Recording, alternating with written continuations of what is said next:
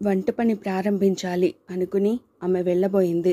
పెరట్లో ఏదో గొడవ వినిపించింది. విమల గొంతుక కూడా వినిపిస్తోంది. ఏం జరిగిందో తెలియక దడదడలాడే గుండెతో గాబరాగా వెళ్ళింది నంద. అమ్మాయి, నువ్వు చిన్నపిల్లవి, నీకు తెలియదు. ఏం చిన్నపిల్లనైతే రెట్టిస్తోంది విమల. విమల మందలింపుగా పిలిచింది నంద. నువ్వు వచ్చావమ్మా, రా ఎద్దేవగా అంది ఇల్లుగలావిడ కామాక్షమ్మ. ఆవిడ నోరంటే ఆల్ ఇండియా రేడియో. ఆ సంగతి ఆ వీధికంతకు తెలుసు. అందులో వివిధ భారతి అంటారు కసిగా. అందుకే నందకి భయం. ఏం జరిగిందండి? మెల్లిగా వినయంగా అడిగింది. నీ చెల్లాయిని అడగమ్మా, నీళ్లు కాస్త చూసి వాడుకోండి అంటే తప్ప. ట్యాంక్ అప్పుడే ఖాళీ అయ్యిందా? చెల్లాయి వైపు తిరిగి అడిగింది. బావి నీళ్ళకెందుకు వచ్చావు అన్న ప్రశ్న ఉంది అందులో. బావి నీరు ఎక్కువగా వాడితే తాడు గిలక పాడవుతాయని కామాక్షమ్మ భయం. ఆమె గారికి అన్నీ అలాంటి ఆలోచనలే. ఎలా అద్దెకున్న వాళ్ళని అదుపులో ఉంచాలా అని ఆలోచిస్తుంది. ఎప్పుడూ 6 కుటుంబాలున్న కాంపౌండ్ అది. ఎక్కడే 3 బిందెలు వచ్చాయి మన వాటాకి. అప్పుడే ఖాళీ అయింది. ఎవరు ముందొస్తే అన్ని బిందెలు ఎక్కువ పట్టుకుంటారాయే. ఈ బావికి పంపు వేయమంటే కరెంటు లేదట. పోనీలే, ఇక్కడే కదా, ఈ బావిలో చేద్దామంటే ఈవిడ కేకలు పెడుతోంది. స్నానాలకి ఇంటి పనులకి ఎలా? సంజాయిషి ఇచ్చుకుంది విమల. అలా అంటే ఎలాగమ్మా? ఏటికి వెళ్ళి రండి అందామే. పిన్నిగారు పిలిచింది నంద శాంతంగా. వేసవి రాకముందే మీరిలా నీళ్లకి ఇబ్బంది పెడితే ఎలా? మాకు చాలినన్ని నీళ్లు కూడా పట్టుకొనివ్వకపోతే ఎలా? అడిగింది అర్దింపుగా. ఎవరొద్దన్నారమ్మా? ట్యాంక్ నిండా ఉన్నప్పుడు పట్టుకో.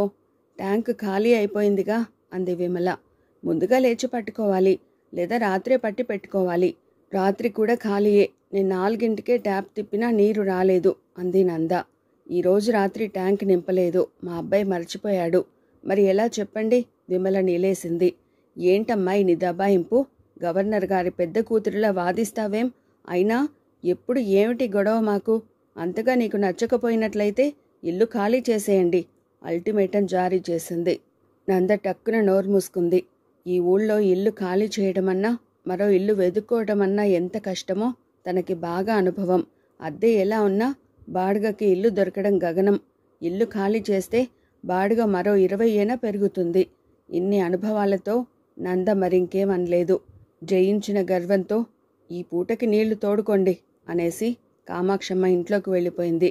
అదేదో పెద్ద వరం అనుగ్రహించినట్టుగా ఉందామె ధోరణి. నిట్టూర్చింది నంద. తమ కర్మకి నిందించుకుంది. వెధవబుద్ధులు సనిగింది విమల. విమల మందలింపుగా పిలిచింది నంద. ఇల్లు కట్టుకోవడం అంటే ఈ రోజుల్లో డబ్బుని బ్యాంకులో వేసుకోవడమే. పూర్వకాలంలో అయితే ఫూల్స్ ఇల్లు కడితే బుద్ధిమంతులు అద్దెకుండేవారని సామెత. కానీ ఇప్పుడది మారిపోయింది. బుద్ధిమంతులు ఇల్లు కట్టుకుంటే ఫూల్స్ అద్దెకుంటున్నారనుకోవాలి అంతే. మనం ఊరికే ఉంటున్నామా?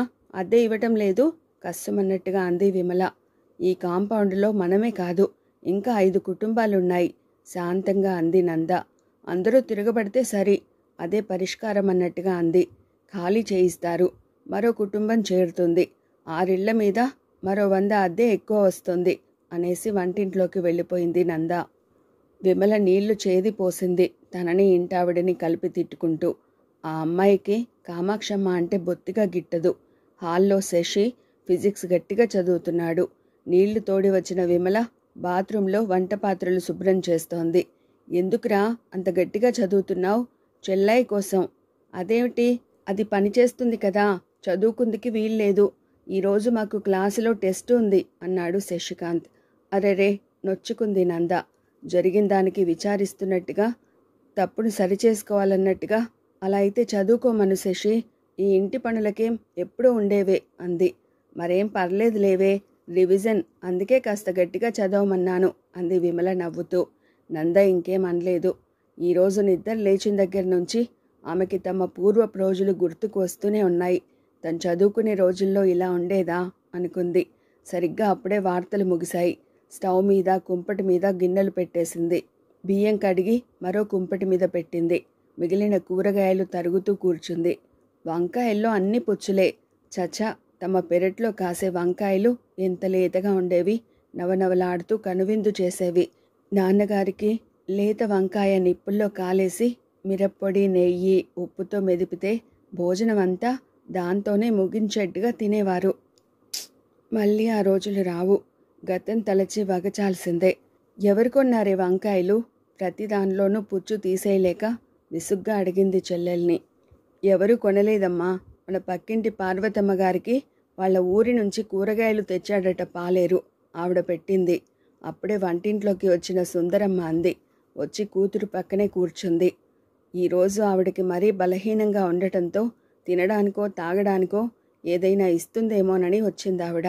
నోరు విడిచి అడగలేదు. అటూ ఇటూ చూసింది. అంతేకాని ఆమె ఏమీ అనలేదు. ఇంకాస్త జరిగి కూతురి ప్రక్కన కూర్చుంది.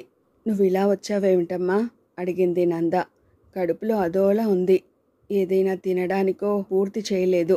అర్ధోక్తిలోనే ఆపేసింది. అసలు ఆవిడ ఎప్పుడూ ఏది అడగదు. ఫలానా కావాలని కోరుకునే మనస్తత్వం కాదామెది. కుటుంబ పరిస్థితి ఎలా ఉందో ఆమెకు తెలుసు. ఇల్లు ఎలా జరుగుతుందో బాగా తెలుసు. ఒక్కరి సంపాదనపై 6 ఈ రోజుల్లో బ్రతకడం ఎంత కష్టమో నిత్యానుభవమే. ఇంకెలా అడుగుతుంది? తినడానికో తాగడానికో అని ఆమె అనగానే టానిక్ గుర్తుకొచ్చింది. నందాకి నిన్న తన ఫ్రెండ్ డాక్టర్ ప్రమీలని అడిగితే తల్లి కోసం ఓ శాంపిల్ టానిక్ ఇచ్చింది. అయినా ఇంటికి రాగానే ఇవ్వడానికి కుదరలేదు. ఆలోచనల సందడిలో ఏదో ఆలోచనలతో అవి ఆమెకి ఇవ్వనే లేదు. చేసిన తప్పుని ఇప్పుడు సరిదిద్దుకుంటున్నట్టుగా లేచి వెళ్ళి వ్యానిటీ బ్యాగ్ తీసి టానిక్ తీసి ఇచ్చింది. ఇది రోజు 3 పూటలా పుచ్చుకోమ్మా అంది. కొని తెచ్చావా? ఎందుకమ్మా నాకింకా టానిక్కులు అందామె. అమ్మా గద్దించింది నంద. ఇంకెప్పుడు అలా అనవద్దు. నేనెంత చాతకాని దాన్నైనా తల్లికి మందులు తెచ్చివ్వలేని స్థితిలో లేను. పైగా అది మన ప్రమిళ ఇచ్చింది ఊరికే అంది సంజాయిషి ఇస్తున్నట్టుగా. సుందరమ్మ ఇంకేమనలేదు. అంతలో ఇంటింటికి వచ్చి ఇడ్లీలు అమ్మిపోయే బ్రాహ్మడు వచ్చాడు. హోటల్లో ప్లేటు ఇడ్లీ 50 పైసలైతే ఇతని దగ్గర 50 పైసలకి 6 కారు చవక. అంతేనా? రుచికి రుచి, శుచికి శుచి. పైగా కడుపు నిండుతుంది. ఒరేయ్ శశి, స్వామిని కేకై అమ్మకి ఓ 3 ఇడ్లీలు తీసుకో. సుందరమ్మ వద్దనబోయి ఆగిపోయింది. శశి వెళ్ళి 3 ఇడ్లీలు తెచ్చాడు. తల్లి ముందు ఆ ఆకు అలాగే ఉంచాడు. నువ్వొటి తీసుకో, నేనిన్ని తినలేను. శశి ఏం మాట్లాడకుండా డబ్బు కోసం అన్నట్లు నంద వైపు చూశాడు. నంద డబ్బు తీసిచ్చింది. అంతలో రవి వచ్చాడు అక్కడికి. తనకి ఇడ్లీలు కావాలన్నట్టుగా చూశాడు. కావాలా? అడిగింది సుందరమ్మ. తలూపాడతను. రా ఆప్యాయంగా పిలిచింది. దగ్గరికి రాగానే కూర్చోమని సైగ చేసి ఆప్యాయంగా తినిపించింది. 3 తినేశాడు రవి. సుందరమ్మకి కడుపు నిండినట్టయింది. తల్లివైపు ప్రేమగా చూసి తిరిగి వెళ్ళిపోయాడు రవి. ఈలోగా శశి వెళ్ళి 3 ఇడ్లీ తెచ్చాడు. చిల్లర తెచ్చి నందు చేతికిచ్చాడు. మళ్ళీ ఎందుకమ్మా? ఊరకే 50 పైసలు దండగా అంది సుందరమ్మ నొచ్చుకుంటున్నట్లుగా. జాలిగా చూసింది నంద. ఏమీ అనలేదు. సుందరమ్మ ఇంకేమీ అనకుండా 3 ఇడ్లీ తినేసింది. నీళ్లు తాగి వెళ్ళిపోయింది. ఛ, ఏం బ్రతుకులు! వెధవది. ఇడ్లీ తినడానికి కాఫీ తాగడానికి కూడా ఆలోచించి డబ్బులు వెతుక్కోవలసి వస్తోంది. మరీ బడ్జెట్ బ్రతుకులైపోయాయి. ఇది కాలం మార్పా, పరిస్థితుల ప్రభావమా? తన తల్లి తండ్రి ఎలా గడిపారు కాలాన్ని? ఇంటి నిండా ధనధాన్యాలు ఉన్నట్లుగా ఉండేది. దేనికి తడుముకోవలసిన అవసరం కానీ, వెతుక్కునే ఇబ్బంది కానీ తమ ఇంట్లో ఎరగరు. బంధువులు ఎందరొచ్చినా అమ్మ విసుక్కునేది కాదు. ఆప్యాయంగా చేసి పెట్టేది. అలాంటి అమ్మకి ఏం గతి పట్టింది? గుండెల్లో కెలికినట్లయింది ఆమెకి. చారులో వేయడానికి కొత్తిమీర కట్ట కోసం వెతికింది నంద. ఎంత వెతికినా ఎక్కడుందో అది కనపడలేదు. ఓ చిన్న కట్ట కొనడానికి రోజు 10 పైసలు కావాలి. నెలకి 3 రూపాయలంటే మాటలా? తమ పెరట్లో బోలెడంత ఖాళీ స్థలం ఉంది. ఎన్నో కూరగాయలు పండించుకోవచ్చు. దానిలో అరంగుళం నేలని కూడా గీరనివ్వదు కామాక్షమ్మ. దుర్యోధనుడి చెల్లెలు.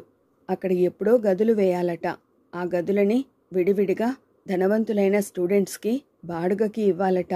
వాళ్ళకైతే ఎక్కువ బాడుగ వస్తుందట. నెల నెల టంచనుగా బాడుగొస్తుందంట. ఈ పేచీలుండవట. ఎంత ఆశ! డబ్బంటే ఎంత యావా? కామాక్షమ్మకి వసతి ఉంది. తన కోసమైనా కూరగాయలు పండించుకోదు. తమని పెంచుకోనివ్వదు. అదే తమ పూర్వం ఇంట్లో అయితే. ఏమోయ్, మీ మేనల్లుడు వచ్చాడు. బయటి నుంచి భార్యని కేకేశాడు నారాయణ. ఆ కేక వెంటే వచ్చాడతను. తలెత్తి చూసింది సుందరమ్మ. ఆమె అన్న కుమారుడు విక్రాంత్ వచ్చాడు. వాడు అక్కడెక్కడో మెడిసిన్ చదువుతున్నాడు. వాడిని మెడిసిన్లో చేర్చడానికి ఎంతో శ్రమపడి డొనేషన్ దాదాపు 20,000 కట్టాడు ఆమె అన్నయ్య. మేనల్లుణ్ణి చూడగానే ఆమెకి ఎంతో ఆనందమైంది. వాడక్కడికి వచ్చి దాదాపు 3 సంవత్సరాలైంది. మళ్ళీ తిరిగి రావడం ఇప్పుడే. ఈ మధ్య కాలంలో మనిషి బాగా ఎదిగాడు. బుగ్గలు నిండాయి, కళ్ళు కాంతులు చిమ్ముతున్నాయి, ముఖాన మీసకట్టు ఏర్పడింది. వంకిల జుత్తు అందంగా షేప్ తీసుకుంది. పెదాలపై చిరునవ్వులు చిందులు వేస్తున్నాయి. శరీరంలో పైభాగం ఎలా ఉండాలో అలా వంపులు తీరి ఉంది. ఎలా ఉన్నావత్తయ్యా? అత్తగారి దగ్గర కూర్చుంటూ తనే ముందుగా పలకరించాడు విక్రాంత్. నువ్వెలా చదువుతున్నావో చెప్పు. ఏముంది, ఇంకో 3 ఏళ్లలో ప్రాక్టీస్ పెట్టొచ్చు నవ్వుతూ సమాధానం చెప్పాడు వాడు. పుచ్చపువ్వులా నవ్వుతున్నాడు. అలాగా? అయితే నాకు జబ్బు చేస్తే మరో డాక్టర్ వద్దకు వెళ్లే అవసరం ఉండదన్నమాట నవ్వుతూ అంది సుందరమ్మ. అదేం మాట అత్తయ్య, నీకు జబ్బెందుకు రావాలి? ఏ డాక్టరు అవసరం లేకుండా సుఖంగా ఉండాలి. నువ్వు అలా కోరుకోవాలి. అలా అంటావే కానీ పర్లేదత్తయ్య, ఎలాంటి జబ్బైనా నేను క్షణాల్లో కుదుర్చేస్తానని అనలేదుగా అంది నంద. నువ్వు నా పాయింట్ని క్యాచ్ చేస్తావో లేదో అనుకున్నాను, కానీ క్యాచ్ చేశావు నందా. నా భావాలకి భాషాభేదం తప్ప అర్థభేదం లేదు అన్నాడు గలగల నవ్వుతూ. నంద రెట్టించలేదు, మౌనం వహించింది. పోన్లేరా బాబు, ఎలాగైనా నువ్వు డాక్టర్ అవుతే అంతే చాలు. ఎలాగో డాక్టర్ అవుతే చాలా కష్టమమ్మా. కష్టపడి బాగా చదివి డాక్టర్ అవ్వాలి, అది నువ్వు కోరుకోవాల్సింది అంది నంద. నువ్వేమిటి ప్రతిదానికి అలా అడ్డు తగులుతావు? కొద్దిగా విసుగ్గా అంది సుందరమ్మ. కూతురలా మాట్లాడడం ఆమెకి సుతరాము ఇష్టం లేదు. నంద లేచి వెళ్ళింది ఇంకేమీ అనకుండా. ఆ సాయంకాలం నంద అతను బయటికి వెళ్లారు. అతనిక్కడికి వచ్చినప్పటి నుంచి నంద వైపు అదోలా చూస్తున్నాడు. ఆ చూపులో ఆరాధన, ఆప్యాయత రంగరించబడి ఉన్నాయి. యవ్వనంలో కనిపించే కోరికలు తారట్లాడుతున్నాయి. ఇద్దరు పార్కుకు వెళ్లారు. తను చెట్టు క్రింద కూర్చుని కూర్చో అన్నాడు విక్రాంత్. నవ్వుతూ కూర్చుంది నంద. నవ్వుతున్నావేం? సమాధానం ఇవ్వకుండా మళ్ళీ నవ్వింది. ఏయ్, ఏమిటా నవ్వు? చిలిపిగా కేకేశాడు. బావా, మా ఊళ్ళో ఈ చోటును ఏమంటారో తెలుసా? ఏమంటారు? కుతూహలంగా ప్రశ్నించాడు. Lovers corner. ఓస్, అంతేనా? తేలిగ్గా అనేశాడు. ఏం? ఆశ్చర్యపోయింది నంద. మనం ప్రేమికులమేగా. బావా, కాదా నందా? నువ్వు నన్ను ప్రేమించడం లేదా? ఏ అమ్మాయి తన అత్త కొడుకుని ప్రేమించదు? భలేదానివే. నేను అడిగేది ఈ అమ్మాయి గురించి. నంద చేతిని తన చేతుల్లోకి తీసుకుంటూ అడిగాడు. చప్పున తల వంచుకుంది నంద. అంతదాకా చలాకీగా మాట్లాడిన ఆ అమ్మాయికి జీవితంలో తొలిసారిగా తనని కోరుకునే అబ్బాయి తనని ముట్టుకునేసరికి ఒళ్లంతా విద్యుత్ శక్తి ప్రవహించినట్లయింది. బుగ్గల్లో వెచ్చటి ఆవిర్లు ప్రవహించాయి. నరనరాన ఆవేశం ప్రసరించింది. శరీరమంతా కంపించిపోయింది. బావా అంది. ఆమె కంఠం కొద్దిగా కంపించింది. నందా, చెప్పు. ఈ నోటి నుంచి ఆ మాట వినాలని ఉంది. తలూపింది నంద. ఎలాంటి అమ్మాయి అయినా ఆ సమయంలో అంతకంటే వివరంగా సిగ్గు విడిచి చెప్పలేదు. అదే అంగీకారం. థ్యాంక్స్ నందా. చప్పున ఆమె అరచేతిని తన పెదాలకి ఆనించుకుని ముద్దాడాడు విక్రాంత్. నంద శరీరమంతా కంపించినట్లయి చప్పున తన చేతిని లాక్కుంది. నందా, ఇప్పుడు చాలా ముఖ్యమైన విషయం మాట్లాడాలని వచ్చాను నేను, గంభీరంగా అన్నాడు విక్రాంత్. నాతోనా? మామయ్యతో. ఏమిటి?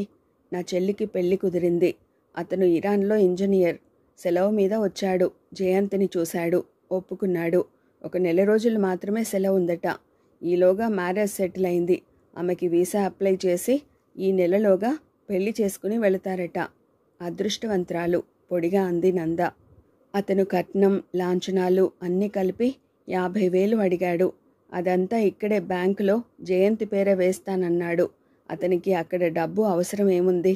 నిజమే కదా, మీరు అమ్మాయికే ఇవ్వచ్చు అఫ్కోర్స్. కానీ ఇప్పటికిప్పుడే 50,000 తేవాలంటే నాన్నతో అవటం లేదు. జయంతి పేర ఉండే ఎఫ్డీలు, ఇన్సూరెన్స్ పాలసీలు, ఆమె కోసం చేయించిన నగలు అన్నీ కలిపి 35,000 అయ్యాయి. ఇంకో 15,000 షార్ట్ అయింది. అది కాక పెళ్లి ఖర్చులు. ఆ మాటలకి నంద ఏమీ అనలేదు. ఊరికే వినసాగింది. బయలుదేరిన బాణం ఎక్కడ షూట్ అయ్యేది ఆమెకు అవగతమైపోయింది. అందుకే నిర్లిప్తంగా ఉండిపోయింది. కాబట్టి నాన్న మామయ్యని అడగమని చెప్పాడు. ఆయన్ని అడగబోయే ముందు నీ అభిప్రాయం కనుక్కోవాలని ఆగాడు విక్రాంత్. థ్యాంక్స్ బావా. కానీ నాన్న దగ్గర అంత డబ్బు ఎక్కడిది? నీకు తెలియనిదేముంది? ఇంటి అద్దెల మీద ఆయనకు వచ్చే జీతంతోనూ మా అందరి చదువులు సంసారం గుట్టుగా సాగడానికి ఎంతో ఇబ్బందిగా ఉంది. బరువెక్కిన గుండెతో అంది నంద. అలా అంటే ఎలా? అన్నాడు విక్రాంత్. అయితే నువ్వు కట్నం అడ్వాన్స్గా అడుగుతున్నావా? అరే, ఏమిటా కోపం నాపైనే? ఇదిగో నందా, ఇది కట్నం ముందివ్వడం కాదు, మా అవసరాలకి ఆదుకోవడం. జయంతికి మంచి సంబంధం కుదరాలంటే ఈ హెల్ప్ కావాలి. తను ఆశించిందే మరో విధంగా చెప్పాడతను. కానీ నువ్వలా అడగడం లేదు బావా. నేను నీ కూతుర్ని ఎప్పుడైనా చేసుకుంటానో దానికి భయానాగా ఇప్పుడే డబ్బు ఇవ్వు, దాంతో నా చెల్లెలికి మొగుడిని కొంటాను అంటున్నావు. నంద కంఠం కొద్దిగా కోపాన్ని ప్రకటించింది. అతనేం అనలేదు. 1 నిమిషం భారంగా గడిచింది. నందా, దీన్ని నువ్వెలా వ్యాఖ్యానించినా పర్లేదు. మనం ఒకటి, అందుకే ఇంత ఫ్రీగా అనగలిగాను. ఇప్పుడు నాన్న డబ్బు ఇవ్వలేకపోతే? నందా, ఈ ఊహలు వద్దు, ప్రాక్టికల్ కావాలి. నాన్నకు డబ్బు కావాలి. పెళ్లి విషయం అలా ఉంచినా ఫ్రెండ్లీగానైనా ఆయన సర్దాలి. నవ్వింది నంద. నువ్వు నాన్నని బ్యాంకర్ అనుకుంటున్నావా? No use. పోనీ ఒక పని చేయొచ్చు కదా. ఎలాగూ ఆ డబ్బు జయంతికే కదా. దాని తర్వాత బ్యాంకులో వేస్తామని చెప్పరాదు? లేదా పొలం, లేదా ఓ ఇల్లు దాని పేర రాయొచ్చు కదా. అతని ముక్కుపుటాలు విశాలమయ్యాయి. నీకు తెలియనిదేముంది? ఆస్తి నాన్నగారి పేరిట లేదు, అంతా నానమ్మ పేరే ఉంది. అమ్మమ్మనే అడుగు. ఆమె నన్నిక్కడికి పంపింది. మా కుటుంబ విషయాలు అన్నీ తెలిసి ఇన్నేళ్లుగా కూతురికి 1 పైసా అయినా సహాయం చేయని అమ్మమ్మ మామయ్య నిన్ను పంపారంటే ఆశ్చర్యంగా ఉంది. లేదా వాళ్ళ ఉద్దేశంలో నన్ను ఆ ఇంటికి రాకుండా చేయాలనే ఊహ ఉండొచ్చు. అంతే అయి ఉంటుంది, సూటిగా అంది నంద. విక్రాంత్ ఏమీ అనలేదు. 5 నిమిషాలు భారంగా గడిచాయి. బొత్తిగా వ్యక్తిత్వం లేని అతన్ని చూసి జాలిపడింది నంద. మనిషి విలువ డబ్బు వద్ద తెలుస్తాయన్నట్లు ఇతని రూపం ఇక్కడ బయటపడుతోంది. అంటే తల్లిదండ్రులు ఎలా ఆడిస్తే అలా ఆడే అతను రేపు జీవితంలో ఏం సాధించుకోగలడు అనుకుంది. వెళదామా? టైం ఎంత అయింది బావా? 8కి 5 నిమిషాలుంది అన్నాడు విక్రాంత్. ఇంకేమీ అనకుండా కదిలింది నంద. ఆమె మనసులో అతనిపై అంతకు పూర్వం ఏర్పరచుకున్న అభిప్రాయాలు, ఆశలు అన్నీ ఎండకి కరిగే మంచులా కరిగిపోసాగాయి. ప్రేమలు, పెళ్ళిళ్ళు, ఆప్యాయతలు, స్నేహాలు అన్నీ హంబగ్. అన్నిటికీ మూలాధారం డబ్బొక్కటే. దాని చుట్టూతా దాన్ని ఆధారం చేసుకుని అన్నీ ఏర్పడతాయి. అది లేకపోతే ఏవీ లేవు అనుకుంది నంద. రేడియో సిలోన్లో సైగల్ పాట వినిపిస్తోంది. మధురంగా గుండెల్ని గిలిగింతలు పెడుతూ పక్కింటి రేడియోలోంచి దూరంగా వినిపించే ఆ పాట వింటున్నాడు నారాయణ. పాట వింటే కలిగే ఆనందం అతని ముఖంలో స్పష్టంగా కనిపిస్తోంది. సైగల్ పాట వినడం అతనికిష్టం. అతనికి అలవాటు ఎన్నో సంవత్సరాలుగా ఉంది. మంచి రోజుల్లో, చెడు రోజుల్లో, ఆఖరికి మానసికంగా సరిగా లేని ఈ రోజుల్లో కూడా ఆయనకి ఆ మాధుర్యం చెవులకెక్కుతూనే ఉంది, ఆనందం కలిగిస్తూనే ఉంది. ఏవండి? ఎవరో బయట నుంచి కేకేశారు. ఆ పిలుపుకి తన ఆలోచనల నుంచి బయటపడింది నంద. రేడియోలో హిందీ వార్తలు మొదలయ్యాయి. అప్పుడే 8 అయిపోయిందర్రా అని చెప్తున్నట్టు హాల్లో గడియారం 8 గంటలు కొట్టింది. అన్నం గిన్నె దించేసి బయటికి వచ్చింది నంద. అక్క రాక చూసి వంటింట్లోకి వెళ్ళింది విమల. నమస్కారం. ఇంటి యజమాని కొడుకుని చూసి నమస్కారం పెట్టింది నంద. అతను ఆమె కంటే 5-6 ఏళ్లు చిన్నవాడే. అయినా అతన్నప్పుడు చూసి చొప్పున నమస్తే చెప్పిందామె. అప్పు మనిషితో అలా చేయిస్తుంది కాబోలు. చూడండి, ఈరోజు 10వ తారీఖు. మీరింతవరకు ఇంటద్దె ఇవ్వలేదు. పైగా పోయిన నెల అద్దె కూడా ఇవ్వనే లేదు. ఈ కాంపౌండ్లో అందరూ అడ్వాన్స్డ్గా ఇచ్చేస్తుంటే మీరు నెలంతా ఉండి కూడా ఇంకా బాడుగా ఇవ్వలేదు. 2 నెలల అద్దె బాకీ పెడితే మేమేం చేయాలో చెప్పండి. ఆఖరికి 1 నెల అద్దె బకాయి పెట్టినా పర్వాలేదు, గబగబా అనేశాడు రాజారాం. అతనికి తల్లి అప్పగించిన పాఠం ఎంత త్వరగా చెప్పేస్తే అంత బాగుంటుందనిపిస్తుంది. ఆలస్యమైతే ఆమెను చూస్తే, ఆమె చెప్పే తీయని మాటలు వింటే కరిగిపోతానేమోనని భయం. అలాగయ్యే గత నెల బాడుగ వసూలు కాలేదు. లేదండి, త్వరలో ఇచ్చేస్తాను. నిజమే, ఆలస్యమైపోయింది తడబడుతూ అంది నంద. అక్కడే కూర్చున్న నారాయణ ఈ విషయంలో ఏమీ జోక్యం కల్పించుకోలేదు. నిరామయుడిలా ఉండిపోయాడు. మీరు అలాగే అంటారు, గత నెలలోనూ అలాగే చెప్పారు. మీ మాట నమ్మాను. సారీ అండి, ఈ పర్యాయం అలా కాదు, ఇచ్చేస్తాను. ఎప్పుడిస్తారు చప్పున అడిగాడు. వెంటనే జవాబు ఇవ్వలేకపోయింది నంద. అవును, ఎప్పుడిస్తుంది? పోయిన నెల 1వ తేదీ ఇవ్వాలి అద్దె. మళ్ళీ నెల గడిచి మళ్ళీ 1వ తేదీ వచ్చింది. 2 అద్దెలకి ఆఖరికి 1 అద్దె ఇచ్చినా చాలు. కానీ ఎలా ఇస్తుంది?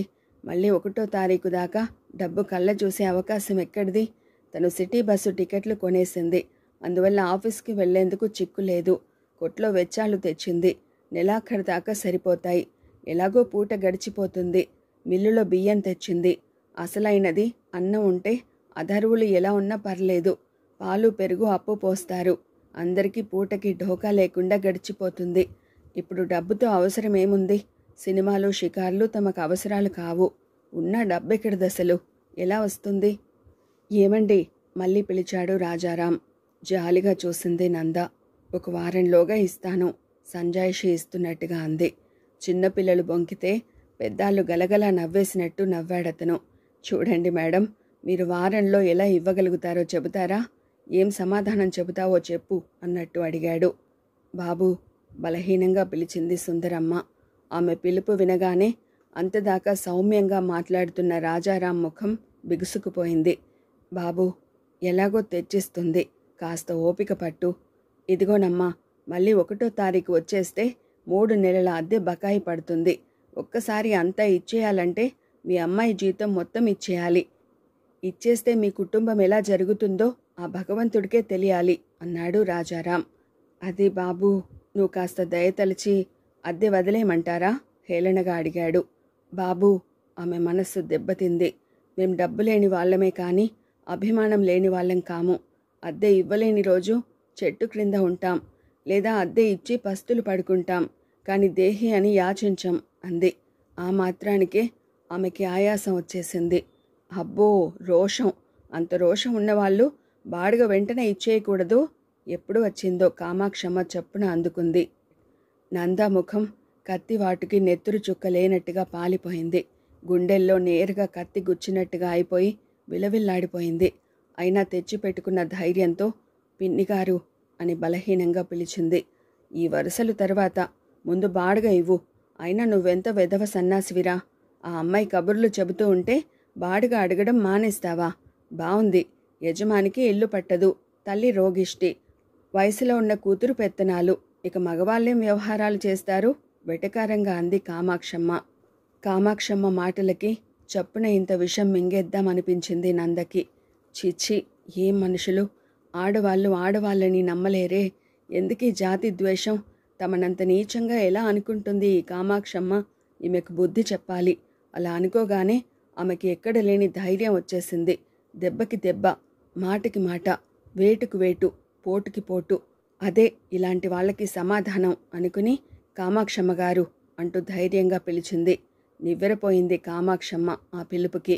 తనని పేరుతో పిలుస్తుందా అనుకుంది. ఆమెలో కోపం ఉవ్వెత్తున ఉబికి వచ్చింది. తనని అవమానించినందుకు శాస్తి చేయాలని నందా అని పిలిచింది కోపంగా. మీరే మీ అబ్బాయిని పంపారు. ముందే మీరు రాకూడదు. కేవలం మమ్మల్ని అవమానించడానికే వచ్చారా? ఆమెతో పోట్లాడడానికి సిద్ధమైనట్టుగా అడిగేసింది నందా. మాకివన్నీ తెలియవు. అద్దె ఎప్పుడిస్తావో చెప్పు. చప్పున మాట మార్చేసిందామె. ఎక్కడ పొడిస్తే ఆయువు పట్టుకి సోకి ప్రాణం పోతుందో బాగా తెలిసిన దానిలా ప్రవర్తించింది. తెల్లబోయింది నంద. ఏం జవాబు చెప్పాలి? ఎలా నెగ్గుకు రావాలి? ఆమె వ్యవహార దక్షతకి ఆశ్చర్యపోయింది నంద. ఎదుటి మనిషిని దెబ్బ కొట్టేసి తనే రిపోర్ట్ ఇచ్చిన వ్యక్తిలాగా ఆమె మాట్లాడుతూ ఉంటే నందకి దిమ్మ తిరిగిపోయింది.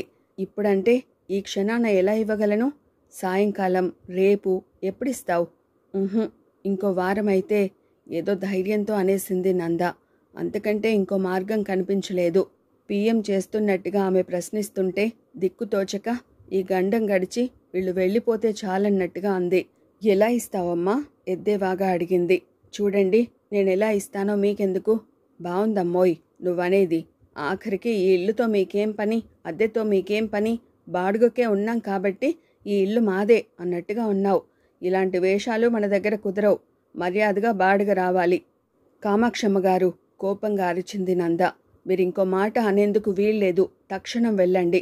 మీ బాడుగ మొత్తం రేపిచ్చేస్తాను. అలా ఇవ్వకపోతే ఎల్లుండి మీ ఇల్లు ఖాళీ చేసి వెళతాం.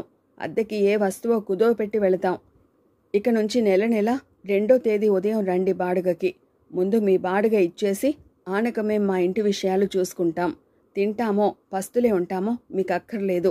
కరెక్ట్గా అద్దె పట్టుకెళ్ళండి అంతే. చాచి చెంప మీద కొట్టినట్టుగా, మాటలతో పనిలేదన్నట్టుగా, ఇహ ఎక్కువ మాట్లాడితే తన్నేస్తా అన్నట్టుగా అంది నంద.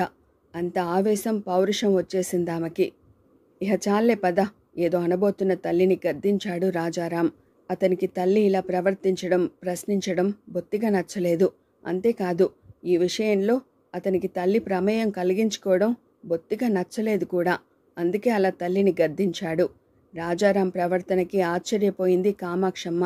ఒక్క క్షణం నివ్వెరపోయినట్లయి, ఇంటికి పద నీ సంగతి చెబుతా, నన్నే మందలిస్తావా అన్నట్టుగా చూసి వెళ్ళిపోయింది. చూడండి, మీరు ఒకప్పుడు అద్దెకి ఇచ్చిన వాళ్లే. ఆ కష్ట నిష్ఠురాలు మీకు తెలుసు. బాడుగ ఎటూ ఇవ్వక తప్పదు. ఎందుకు చెప్పండి ఈ రభస అని వెళ్ళిపోయాడు రాజారాం. మేం బాడుగలకి ఇచ్చిన రోజుల్లో ఇలా ప్రవర్తించామా అంది సుందరమ్మ. వద్దన్న ఓ రోజు జరిగిన సంఘటన గుర్తుకు వచ్చింది నందకి. తమ ఇల్లు, తమ ఇంట్లో అద్దెకున్న వాళ్ళు ఎక్కడా, ఇప్పటి ఈ పరిస్థితులు ఎక్కడా? తమ ప్రవర్తనకి, కామాక్షమ్మ లాంటి అద్దెకిచ్చే వాళ్ల ప్రవర్తనకి పోలిక పొంతన ఉన్నాయా? అదో మంచి కాలం. అది కేవలం మంచి మనుషుల కాలం. నైతిక విలువలకి, మానవత్వానికి అతి విలువైన కాలం అది. మరి ఇప్పుడు డబ్బే రాజ్యం వెళ్తోంది. నారాయణకి పిత్రార్జితంగా వచ్చిన ఇల్లు అట్టే విశాలమైంది కాదు. కానీ ఒక కుటుంబం దర్జాగా, హాయిగా, మహారాజుల్లా ఎంతో హాయిగా జీవించొచ్చు. 2 కుటుంబాలు ఓ విధంగా అప్పర్ మిడిల్ క్లాస్ వాళ్ళ జీవిత ప్రతిబింబంగా ఉండొచ్చు. 3 కుటుంబాలు ఇరుకుగా గడపొచ్చు. కాంపౌండ్ లోపల అనుకూలంగా ఇంటి ముందు వెనుక ఉన్న ఖాళీ స్థలాల్లో మరో 2 గదులు వేసుకోవచ్చు. కులాసాగా, దిలాసాగా గడపొచ్చు. కానీ తాతగారు కట్టించిన ఆ ఇంటికి రిపేర్లు చేయించాలంటేనే నారాయణతో అవడం లేదు. ఉన్నదాన్ని దక్కించుకోవడానికి ఇబ్బంది పడుతూ ఉంటే కొత్తగా ఇంకెక్కడ వేస్తాడు గదులు? అతని ఆర్థిక స్థితి చూసే వాటా అడగకుండా వదిలేసి వెళ్లారు సోదరులు. వేడినీళ్ళకి చన్నీళ్లు అన్నట్టుగా బాడుగకి ఆ ఇంటిని ఇచ్చాడు నారాయణ. అద్దెకివ్వడం ఇష్టం లేకపోయినా ఇవ్వాల్సి వచ్చింది. నిజానికి బాడుగకి ఇవ్వడం వల్ల కుటుంబానికి కొంచెం ఇరుకే, ఇబ్బంది అయిపోయింది కూడా. కానీ ఏం చేస్తాడు? పెరుగుతున్న జీవిత వ్యయం దృష్ట్యా అతనికి తప్పలేదు. ఓసారి ఆ ఇంట్లో ఓ ఆఫీస్ తాలూకా గుమాస్తా చేరాడు. ముందు గది ఓ పెళ్లి కాని అబ్బాయికి ఇచ్చి, దాన్ని ఆనుకుని ఉన్న గదిలో మరో పెళ్ళైన బ్రహ్మచారికి ఇచ్చి, ఆఖరి 2 గదులు ఆ గుమాస్తాకి ఇచ్చారు. ఆయన ఇంకో సంవత్సరంలో రిటైర్ అవుతారు. కొడుకుల్ని బాగా చదివించాడు. కొడుకులంతా మంచి ఉద్యోగాల్లో ఉన్నారు. పెళ్లిళ్ళు చేసి పంపేశాడు. ఒకడు హైస్కూల్ హెడ్ మాస్టర్. కుటుంబ ఖర్చులకి మించే వస్తుందతని జీతం. అయినా హెచ్ఎం ఎలవెన్స్ కూడా తండ్రికి పంపించడు. పంపాలనుకున్నా అతని భార్య చిల్లిగవ్వ కూడా పంపనివ్వదు. కానీ ఆయన కొడుకుని నిందించడు. అతని కుటుంబ ఖర్చులు అతనివి అంటాడు. రెండోవాడు గోల్డ్ మైన్స్లో సూపర్వైజర్. అతని భార్య ఓ గోల్డ్ ఫీల్డ్. కుటుంబము పరిమితమే. అపరిమితమైన ఆదాయం ఉన్నా వీళ్ళకేమీ పంపించదు. ఆవిడకి వీళ్ళంటే గిట్టదు. వీళ్ళకేదో ఇవ్వాల్సి వస్తుందనే పూర్తిగా తెగతెంపులు చేసుకుని వెళ్ళింది. మూడోవాడు ఇన్కమ్ ట్యాక్స్ డిపార్ట్మెంట్లో టైపిస్ట్. అతను అన్నగారులని ఫాలో అవుతాడు. 2 కూతుళ్ళకి పెళ్లి చేసి 3 కొడుకుల్ని చదివించేసరికి ఉన్నది వెనకేసింది అంతా హరించుకుపోయింది. దానికి ఆయనేం వర్రీ అవడం లేదు. కానీ బ్రతకడానికి ఇప్పుడు జీతం డబ్బులే ఆయనకి గతి. దానిలోనూ లోగడ తీసుకున్న అప్పులలో కట్టింగ్స్ పోను భార్యాభర్తలకి బొట్టాబొట్టిగా అవుతుంది. దానికి తోడు ఆయనకి పెద్ద జబ్బు చేసింది. ఓ నెలపాటు మందులకి, తిండికి, పథ్యాలకి రెట్టింపు ఖర్చయింది. కొద్దిగా తేరుకోగానే డ్యూటీకి వెళ్ళాడు. ఎలాగో లాగించేద్దామనుకున్నాడు. వారం తిరక్కముందే ట్రాన్స్ఫర్ వచ్చింది ఆయనకి. ఆ విధిలేని పరిస్థితుల్లో వెళ్ళక తప్పలేదు. ఊరు వదిలే ముందు మంచిగా అనిపించుకోవడానికి చేతిలో, సేవింగ్స్లో ఉన్నదంతా కొట్లలో ఉన్న బాకీలు తీర్చేందుకే సరిపోయింది. ఏమీ మిగల్లేదు. ఉన్న సామానంతా గోనె సంచుల్లో, చెక్క పెట్టెల్లో సర్ది ఎంజీకి బుక్ చేశారు. ఆర్డర్ వచ్చాక టపా కట్టేసి వెళ్ళిపోతున్నంత యమయాతన పడ్డారు. తమతో ఒక సూట్ కేస్ మాత్రం ఉంచుకున్నారు. ఏం ఆలోచించుకున్నారో ఏమో. బయలుదేరే ముందు భార్యాభర్తలిద్దరూ వచ్చారు. ఎంత మదన పడుతున్నారో. వాళ్ళ ముఖాల్లో కళాకాంతులు లేవు. వాళ్ళని చూడగానే నారాయణ, సుందరమ్మ ఆప్యాయంగా ఆహ్వానించారు. వాళ్ళకి ట్రాన్స్ఫర్ వచ్చినందుకు, ఇంత అర్ధాంతరంగా వెళుతున్నందుకు విచారపడ్డారు. ఆమెకి ఆయనకి కాఫీలు ఇచ్చింది సుందరమ్మ. తర్వాత ఆమెకి బొట్టు పెట్టి రవికే ఇచ్చింది సుందరమ్మ. అది అందుకుని కన్నీళ్లతో, ఎందుకమ్మా ఇవన్నీ మాకు, నేనేం ఆడబిడ్డనా అందామె. వదినగారు, 4 ఏళ్లున్నారు మా ఇంట్లో, బాగా కలిసిపోయాయి కుటుంబాలు. ఒక్కసారైనా మనం సరదాకైనా పోట్లాడుకోలేదు. అన్నగారు జబ్బుపడి కోలుకోకముందే ట్రాన్స్ఫర్ చేశారు. ఇంకా కొన్నాళ్ళుంటే బాగుండేది. అయినా ఇంకో ఏడాదికి ఎలాగూ రిటైర్ అవుతారు కదా, రిటెన్షన్ కోసం ప్రయత్నం చేసి ఉండకూడదా? రిటైర్ అయ్యాక ఏ అబ్బాయి దగ్గరకు వెళితే అయ్యేది అంది. ఆమె ముఖం మ్లానమైంది. ఎందుకంటావులేమ్మా, కొడుకుల్ని కన్నాను కానీ వాళ్ళ అదృష్టాన్ని కన్నానా? కొడుకులు నా వాళ్లే, కోడళ్ళు నా వాళ్ళ. ఇలా ట్రాన్స్ఫర్ అయింది, చేతిలో చిల్లిగవ్వలేదు, డబ్బు పంపించండి, జీతం రాగానే అవసరం అనుకుంటే మళ్ళీ పంపుతానంటే ఒక్క గాడిద కొడుకు ఒక్క పైసా పంపలేదు. కొడుకులు కొడుకులు అని మురిసిపోవడమే కానీ ఏం లాభం లేదొదినా, అంతా రుణ విముక్తికి పుట్టుకొచ్చిన వాళ్లే. ఆ మాటలకి సుందరమ్మ ఏమీ అనలేదు. ఇన్నాళ్ల నుంచి చూస్తూ ఉన్న కథే అనుకుని నిట్టూర్చింది. ఆమె అదృష్టానికి. వెళ్ళొస్తామొదినా అంది ఆమె. ఆయన లేచి నారాయణ దగ్గరకు వచ్చి, ఏమండి, ఈ నెలలో 20 రోజులది, వెనుకటి నెలది బాడుగ ఇవ్వలేకపోయాను. ఎంత ప్రయత్నించినా వీలు పడలేదు. అక్కడ ఛార్జీ తీసుకున్న తర్వాత జీతం రాగానే పంపుతానని చెప్పడానికి మనసు అంగీకరించడం లేదు. ఇదిగో ఈ గడియారం మీతో అట్టి పెట్టండి. నేను వచ్చే ఫస్ట్ తర్వాత బాడుగ తెచ్చి దీన్ని తీసుకువెళతాను. అసలు దీన్ని అమ్మేసి డబ్బే ఇవ్వాలనుకున్నాను, కానీ ఇది చాలా పాత వాచి. పైగా నా పెళ్లికి మా మామగారు ఇచ్చింది. ఆయన ప్రేమని అమ్ముకోలేకపోయాను. మీ డబ్బు జీతం రాగానే ఇస్తాను అన్నాడు కన్నీళ్లతో. నారాయణ చప్పున ఆ గడియారాన్ని తీసి ఆయన చేతికి పెట్టేసి, బావగారు, మనది స్నేహ బంధుత్వం. మీ నిజాయితీ నాకు తెలుసు. ఇప్పటి చిక్కు తెలుసు. దీనికంత బాధపడి నాతో గడియారం ఉంచేసి వెళ్ళాలా? అక్కర్లేదు. బాడుగ గురించి మీరు దిగులు పడకండి. ఆ మాటకొస్తే మేం మొదటి నుంచి బాడుగలకి ఇస్తున్నామా? మీరు మీ వీలును బట్టి బాడుగ దఫాల వారీగా పంపేయండి. అసలు దాని గురించి ఆటే ఆలోచన పెట్టుకోకండి అన్నాడు. నారాయణ మాటలకి ఆయన పొంగిపోయాడు. నారాయణ బావగారు, నా జీవితంలో ఒక్క స్నేహితుడిని సంపాదించుకోలేకపోయాను, ఒక బంధువుని నిలుపుకోలేకపోయాను. కానీ ఇప్పుడు నాకు ఆ దిగులు లేదు. మీరు చాలు అన్నాడు నిండిన గుండెతో. నారాయణ నవ్వేసి వాళ్ళని సాగనంపాడు. ఇదంతా చూస్తున్న నందకి చప్పున తన బావ గుర్తుకు వచ్చాడు. ఈ ఇంటిని అమ్మేసి డబ్బు ఇవ్వమని అడిగాడు మావయ్య. నాన్న అంగీకరించలేదు. తండ్రితో ఏమీ చెప్పకుండా వెళ్ళిపోయాడు విక్రాంత్. అయితే ఓ వారం తర్వాత ఉత్తరం వచ్చింది నందకి. నందా, నన్ను క్షమించు. నేను మామయ్యతో ఎంతో చెప్పాను, లాభం లేకపోయింది. జయంతి పెళ్లి కోసం నేను త్యాగం చేయాల్సి వచ్చింది. నా పెళ్లి ఇక్కడ మెడికల్ కాలేజీ ఆంథ్రోపాలజీ ప్రొఫెసర్ కూతురితో ఫిక్స్ అయింది. ఆమె నా క్లాస్మేట్. నాన్న అడిగిన 25,000కి బదులుగా ఆయన 40,000 ఇచ్చాడు. మా కోర్స్ పూర్తి కాగానే పెళ్లి చేద్దామని నిశ్చయించుకున్నారు. Nanda, I'm sold out. Sorry. నీ బావ మాత్రమే అయిన విక్రాంత్. ఆ రోజు తన మనసు క్షోభించింది. ఇల్లు అమ్మేసి ఆ డబ్బు ఇచ్చేసి ఉండవలసింది అనిపించింది. కానీ తను, నాన్న, అమ్మ ఎవరూ ఒప్పుకోలేదు. ఈ ఇంటిపై ఏదో ఆశ పెట్టుకున్నారు.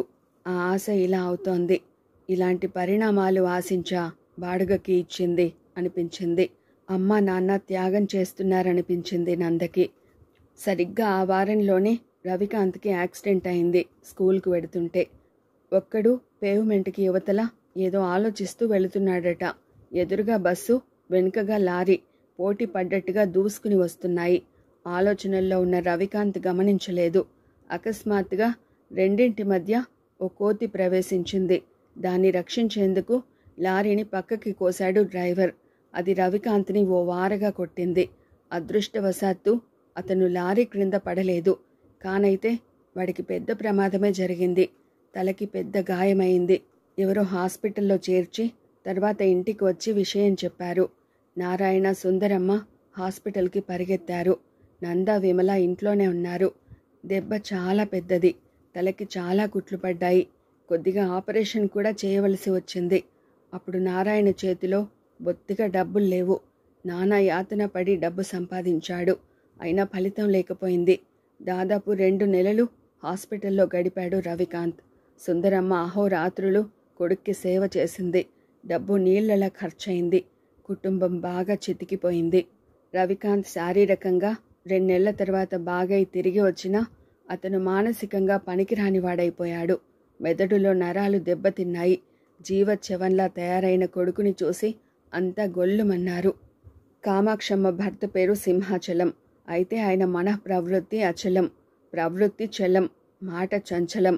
అయినా ఆ కాంపౌండ్లో కామాక్షమ్మ గారి సామ్రాజ్యంలో ఆయన్ని కామాక్షయ్య గారనే అంటారు. దానికి ఆయన చిద్విలాసంగా నవ్వుతారు. అదేమి పట్టించుకోనట్టుగా హాయిగా చిదానందంగా తలూపుతారు. అందులో ఉన్న విమర్శని, ఎత్తిపొడుపుని, హేళనని కూడా చిదాత్మ స్వరూపుడిలా స్వీకరిస్తారు. ఏమీ అనరు. మీ మాటలు వట్టి మాటే అన్నట్టుగా ప్రవర్తిస్తారు. అయితే అదంతా ఆయన గొప్పతనం అనుకుంటే పొరపాటే. అందరిలానే బాగా చదువుకున్నారాయన. కాశీ విశ్వవిద్యాలయం నుంచి ఎంఏ పట్టా కూడా పుచ్చుకున్నారు. చక్కగా లెక్చరర్ ఉద్యోగం వచ్చింది అక్కడెక్కడో. అదో అంతవరకు బాగానే ఉన్నా ఆ తర్వాత వచ్చింది కష్టమల్లా. అది కామాక్షమ్మని పెళ్లి చేసుకోవడం, ఇల్లరికం రావడం వల్ల. ఆయన భార్య చెప్పినట్టు వినాలన్న దానికి తొలి ఉదాహరణ ఆమె చెప్పినట్టుగా ఆయన ఉద్యోగానికి రాజీనామా ఇవ్వటం. రాజీనామా పత్రాన్ని పంపడానికి ముందు కామాక్షమ్మకి తెలియకపోయినా చాణక్య సూత్రాలు, కార్ల్ మార్క్స్ సిద్ధాంతాలు అన్నీ ఏకరువు పెట్టింది. ఆఖరికి మనకింత ఆస్తి ఐశ్వర్యం ఉంది, మీరు 300 చిల్లర ఉద్యోగానికి అన్నేసి మైళ్ళ దూరం వెళ్ళడం ఎందుకు? నేను మీ వెంట రావడం ఎందుకు?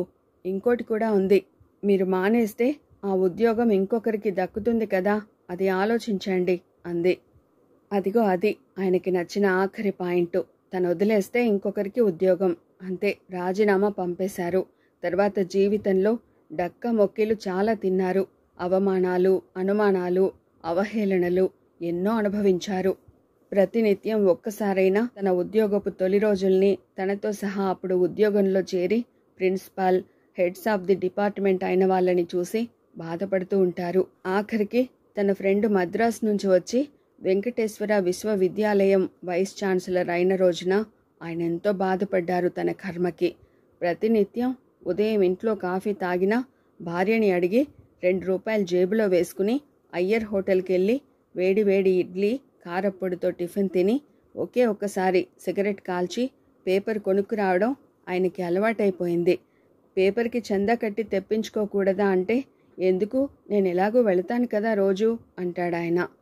ఆయన పేపర్తో ఇంటికి వచ్చాడంటే సమయం చెప్పక్కర్లేదు, 9కి 5 నిమిషాలు అటు ఇటు ఉంటుంది. ఆయన్ని చూసి చేయి చాచాడు నారాయణ. ఉద్యోగం పోయినా, మనిషిలో ఉత్తేజం పోయినా కొన్ని అలవాట్లు మాత్రం పోవు ఎవరికి. నారాయణకి కూడా అంతే. రేడియోలో సైగల్ పాట వినడం, పేపరు చూడడం అతను మానలేకుండా ఉన్నాడు. అలవాటు అంతగా బానిసని చేసేస్తుంది మరి. ఇదిగో పంతులు, ఇప్పుడు పేపర్ ఖరీదెంతో తెలుసా? ఉల్లాసంగా అడిగాడు కామాక్షయ్య. తల అడ్డంగా ఊపాడు నారాయణ. అది సంగతి. తెలిస్తే ఇలా చెయ్యి చాపవులే. అయినా హోటళ్ల ముందు ముష్టెత్తువాడిలా పేపర్ కోసం చేయి చాచకపోతేనేం కొని చదవలేవు? పెదాలపై నవ్వు, మనసులో కవ్వింపుతో అన్నాడాయన. పెదవి విరిచాడు నారాయణ. గలగల నవ్వాడు కామాక్షయ్య. ఊరి వారందరికీ అతను లోకువైతే అతనికి నారాయణ లోకువ. ప్రతిరోజు పేపర్ ఏదో ఒకవేళ ఇస్తూ ఇతన్ని దెప్పి పొడుస్తాడు కామాక్షయ్య. ఇదిగో ఇలా రోజు పేపర్ ముష్టెత్తే కంటే అలా బజారుకెళ్ళి ఏ హోటల్ ముందు నుంచుని చేయి చాచినా 4 వేసినా పేపరు వస్తుంది. హాయిగా కొని చదవచ్చుగా. నారాయణ ముఖంలో నరాలు బిగుసుకున్నాయి. ఏదో తీవ్రమైన సమాధానం చెప్పాలన్న ప్రయత్నం అనిపించింది. కానీ నోరు పెగల్లేదు. ఏదో అసక్తత నోరు మూయించింది. అంతలో ఆయన్ని అంటున్న మాటలు విన్న నంద చివాల్న బయటికి వచ్చింది. చిద్విలాసంగా నవ్వుతూ హేళనగా చూస్తూ ఉన్న ఆయన్ని ఏమీ అనలేక నాన్న అని తండ్రిని కేకేసింది. టీచర్ పిలుపు విన్న కాన్వెంట్ కుర్రాడిలా ఇంట్లోకి వచ్చాడు నారాయణ. ఈయననా ఇంత మాట అన్నది అనుకుంది మనసులో. చివాల్న ఇంట్లోకి వెళ్ళబోయింది. ఇదిగో అమ్మాయి, పేపర్ అందించబోయాడు కామాక్షయ్య, తన దర్జా అంతా పేపర్ ఇవ్వటంలో వెలగబెడుతూ. అక్కర్లేదులేండి, నేను మా ఆఫీస్ లైబ్రరీలో తెస్తాను, లేదా నేనే బజార్లో 4 ముష్టెత్తి తెస్తాను ఆవేశంగా అంది నంద. అబ్బో, ఎంత పౌరుషం! వెక్కిరింతగా అన్నారాయన. ఏం ఉండకూడదా? ముష్టి పేపర్ చదవడానికి మీరెంత మాటలు అన్నారు? చచ్చే స్థితిలో ఉన్న పామైనా తిరగబడేట్టుగా ఉన్నాయి మీ మాటలు. ఇంకో మాటకి అవకాశం ఇవ్వకుండా లోపలికి వచ్చేసింది. ముఖం కడుక్కుని బొట్టు కాటుక దిద్దుకుని వంటింట్లోకి వెళ్ళింది. ఆసరికే విమల అందరికీ పళ్ళాలు పెట్టి వడ్డించేసింది. అందరూ ఒకేసారి భోజనం చేస్తారు ఆ ఇంట్లో. వెళ్ళి కూర్చుంది తను. అందరూ సర్కిల్లా కూర్చుని మధ్య పదార్థాల గిన్నెలు ఉంచుకుంటారు. కలిపి పెడతావా?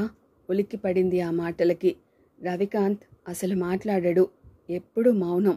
మౌనమే తన మూగ భాష అన్నట్టు మహామౌనం వహించిన విస్సంగిలా ఉంటాడు. కాష్ట మౌనం, వాజ్ మౌనం, క్రియా మౌనం, అక్షర మౌనం పాటించడం సులభం, కానీ మహామౌనం పాటించడం కష్టమని మహాయోగులే అంటారు. కానీ అతనికి జబ్బు వల్ల సులభ సాధ్యమైంది.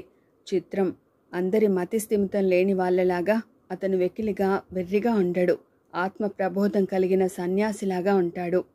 అలాంటి సోదరుడు నోరు తెరిచి అన్నం కలిపి పెడతావా అని అడిగితే ఆమెకి ఎంతో ఆనందమైంది. అందరికన్నా ముందుగా అతను భోజనం ముగించి వెళ్ళిన తర్వాత తను భోజనం ప్రారంభించింది.